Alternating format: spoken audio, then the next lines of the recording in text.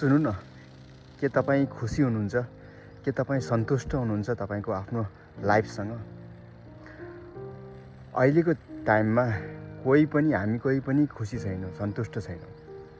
किनकि हामीले आफ्नो थालीमा के छ त्यो हेर्दैनौँ, अर्काको थालीमा के छ त्यसलाई हेर्छौँ। आफ्नो थालीमा जति राम्रो कुरा भए पनि अर्काको थालीको नै राम्रो लाग्छ क्या।